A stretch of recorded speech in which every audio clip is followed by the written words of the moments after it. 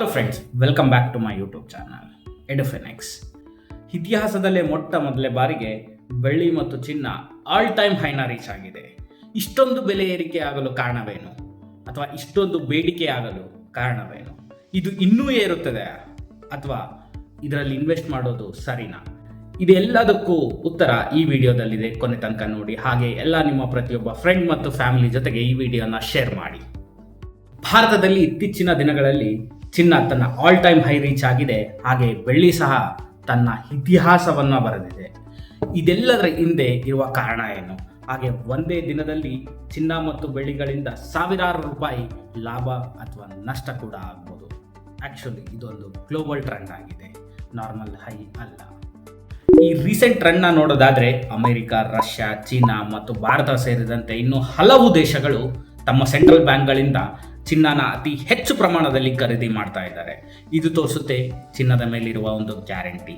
ಇದು ಸಹ ಚಿನ್ನದ ಏರಿಕೆಗೆ ಒಂದು ದೊಡ್ಡ ಕಾರಣವಾಗಿ ಮಾರ್ಪಾಡಾಗಿದೆ. ಡಾಲರ್ ಎದುರು ರೂಪಾಯಿ ವೀಕ್ ಆಗ್ತಾ ಇದೆ.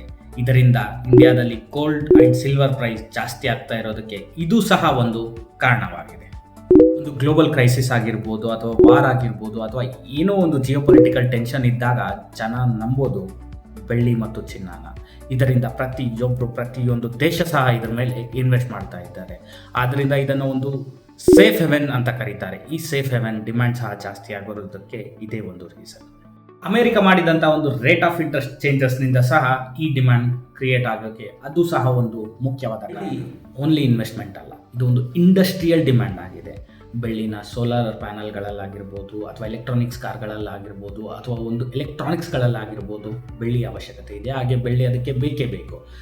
ಈ ಕಾರಣದಿಂದ ಬೆಳ್ಳಿಯ ಒಂದು ಡಿಮ್ಯಾಂಡ್ ತುಂಬಾ ಹೆಚ್ಚಾಗ್ತಾ ಇದೆ. ಹಾಗೆ ಅದರ ಪ್ರೈಸ್ ಜಾಸ್ತಿ ಆಗಲು ಸಹ ಇದು ಒಂದು ಮೇಜರ್ ಪಾಯಿಂಟ್ ಆಗಿದೆ. ಆದರೆ ಇದರಲ್ಲಿ ಒಂದು ಸಮಸ್ಯೆ ಇದೆ. ಬೆಳ್ಳಿಯ ಉತ್ಪಾದನೆಯನ್ನು ಬೇಗ ಹೆಚ್ಚಿಸಲು ಸಾಧ್ಯ ಆಗಲ್ಲ. ಹಾಗೆ ಯಾವಾಗ ಸಪ್ಲೈ ಕಡಿಮೆ ಇದ್ದು ಡಿಮ್ಯಾಂಡ್ ಜಾಸ್ತಿ ಇದೆ, ಬೆಲೆ ಏರಿಕೆಗೆ ಖಂಡಿತ ಇದು ಸಹ ಒಂದು ಮುಖ್ಯ ಕಾರಣ. ಇದರಿಂದ ನೀವೇನಾದರೂ ಇದರಲ್ಲಿ ಈಗ ಹೂಡಿಕೆ ಮಾಡಲು ಸರಿಯಾದ ಸಮಯ ಹೌದು ಅಲ್ಲೋ ಅಂತ ಯೋಚನೆ ಮಾಡ್ತಾ ಇದ್ರೆ, ಈಗ ಆಲ್ರೆಡಿ ನಿಮ್ಮ ಹತ್ರ ಗೋಲ್ಡ್ ಅಥವಾ ಸಿಲ್ವರ್ ಇದ್ದರೆ ಡೋಂಟ್ ವರಿ, ಲಾಂಗ್ ಟರ್ಮಲ್ಲಿ ಒಳ್ಳೆ ಗ್ಯಾರಂಟಿ ರಿಟರ್ನ್ಸ್ ಅಂತೂ ಇದ್ದೇ ಇದೆ. ಆದರೆ ಹೊಸದಾಗಿ ಯಾರಾದರೂ ಇನ್ವೆಸ್ಟ್ ಹೋಗಬೇಕು ಅಂತ ಏನಾದರೂ ಯೋಚನೆ ಮಾಡ್ತಾ ಇದ್ರೆ, ಎಟ್ ಅ ಟೈಮ್ ಒಂದೇ ಟೈಮಲ್ಲಿ ದೊಡ್ಡ ಅಮೌಂಟ್ನ ಹೂಡಿಕೆ ಮಾಡಬೇಡಿ. ಫಾರ್ ಎಕ್ಸಾಂಪಲ್, ನಿಮ್ಮ ಹತ್ರ ಒಂದು ಎಕ್ಸಾಂಪಲ್ 100 ರೂಪಾಯಿ ಇತ್ತು ಅಂತಂದರೆ ಅದರಲ್ಲಿ 60ರಿಂದ 70 ರೂಪಾಯಿ ಮಾತ್ರ ಇನ್ವೆಸ್ಟ್ ಮಾಡಿ. ಯಾಕಂತಂದರೆ ವೊಲಟಿಲಿಟಿ ಜಾಸ್ತಿ ಇರೋದ್ರಿಂದ ಒಂದೇ ದಿನ ನೀವು ತುಂಬ ದೊಡ್ಡ ನಷ್ಟ ಅಥವಾ ಪ್ರಾಫಿಟ್ನ ಎರಡೂ ಸಹ ಕಾಣ್ಬೋದು. ಹೊಸದಾಗಿ ಹೂಡಿಕೆ ಮಾಡಬೇಕು ಅಂತ ಇರೋರಿಗೆ ಒಂದು SIP ಮೂಲಕ ಮಾಡುವಂಥದ್ದು ಒಂದು ಉತ್ತಮ ಅವಕಾಶ.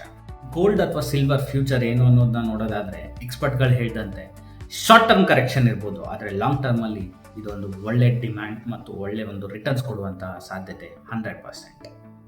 ಈಗ ಮಾರ್ಕೆಟ್ ಇನ್ಫ್ಲೇಷನಿಂದ ಹೇಗೆ ನಿಮ್ಮ ಸೇವಿಂಗ್ಸ್ ಅಥವಾ ನಿಮ್ಮ ಒಂದು ಇನ್ವೆಸ್ಟ್ಮೆಂಟ್ಗಳು ಹೆಚ್ಚು ಕಡಿಮೆ ಆಗುತ್ತೆ, ಅದೇ ಥರ ಗೋಲ್ಡ್ ಮತ್ತು ಸಿಲ್ವರಲ್ಲೂ ಸಹ ಇನ್ಫ್ಲೇಷನ್ ಇದೆ. ಸೊ ಯಾವುದಕ್ಕೆ ಆಗಿರ್ಬೋದು, long term is the best option two get the maximum profit.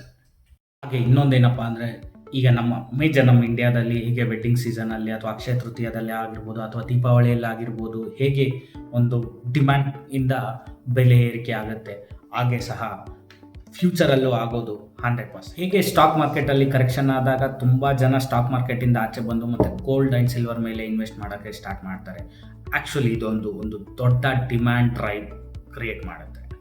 ಹೀಗೆ ನಿಮ್ಗೇನಾದರೂ ಒಂದು ಡೌಟ್ ಬಂದು ಗೋಲ್ಡ್ ಬೆಟ್ರಾ ಅಥವಾ ಸಿಲ್ವರ್ ಬೆಟ್ರಾ ಅಂತ ಅನಿಸಿದರೆ, ಗೋಲ್ಡ್ ಒಂದು ಸ್ಟೆಬಿಲಿಟಿ ಮತ್ತು ಸೇಫಲ್ಲಿ ಇರುತ್ತೆ, ಆದರೆ ಸಿಲ್ವರ್ ಗ್ರೋತ್ ಮತ್ತು ಹೈ ವೊಲಾಟಿಲಿಟಿಯಲ್ಲಿ ಇರುತ್ತೆ.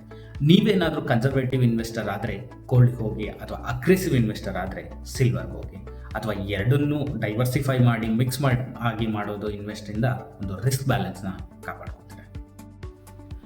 ಡಿಜಿಟಲ್ ಅಥವಾ ಫಿಸಿಕಲ್ ಅಂತ ಏನಾದರೂ ಬಂದರೆ, ಈಗ ಸವರನ್ ಗೋಲ್ಡ್ ಬಾಂಡ್ ಆಗಿರ್ಬೋದು, ಅಥವಾ ಗೋಲ್ಡ್ ಆ್ಯಂಡ್ ಸಿಲ್ವರ್ ETFs ಆಗಿರ್ಬೋದು, ತುಂಬ ಆಪ್ಷನ್ಸ್ ಇದೆ. ಎಲ್ಲ ಆಪ್ಷನ್ಸ್ಗಳು ಅವೈಲೇಬಲ್ ಇದೆ. ನಿಮಗೆ ಸ್ಟೋರೇಜ್ ರಿಸ್ಕ್ ಬೇಡ ಅಂತಂದರೆ digital is the best option.